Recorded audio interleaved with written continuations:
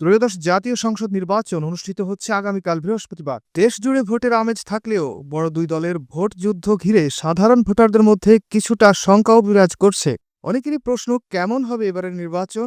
এই প্রেক্ষাপটে শান্তিপূর্ণ ও সুষ্ঠু ভোট গ্রহণ নিশ্চিত করতে নির্বাচন কমিশন সহ দলীয় নেতাকর্মীদের প্রতি স্পষ্ট বার্তা দিয়েছে বাংলাদেশ জাতীয়তাবাদী দল বিএনপি। বিএনপি চেয়ারম্যানের রাজনৈতিক উপদেষ্টা ও দলের নির্বাচন পরিচালনা কমিটির মুখপাত্র ডক্টর মাহদি আমিন বলেছেন, নির্বাচন যদি সুষ্ঠু ও গ্রহণযোগ্য হয়, ফলাফল যাই হোক না কেন বিএনপি তা মেনে নেবে। তিনি বলেন, যে কোনো পক্ষ থেকে অভিযোগ এলে নির্বাচন কমিশন যেন দ্রুত তার সত্যতা যাচাই করে প্রয়োজনীয় পদক্ষেপ নেয় এবং সংশ্লিষ্ট সবাইকে তা অবহিত করে, এটাই তার দলের প্রত্যাশা। এদিকে দলের স্থায়ী কমিটির সদস্য ও নির্বাচন পরিচালনা কমিটির চেয়ারম্যান নজরুল ইসলাম খান জানিয়েছেন, বিএনপি একটি অবাধ, সুষ্ঠু ও নিরপেক্ষ নির্বাচন চায়। তিনি বলেন, প্রার্থী ও এজেন্টদের স্পষ্ট নির্দেশনা দেয়া হয়েছে যেন কোনোভাবেই নির্বাচনী প্রক্রিয়া বাধাগ্রস্ত না হয়।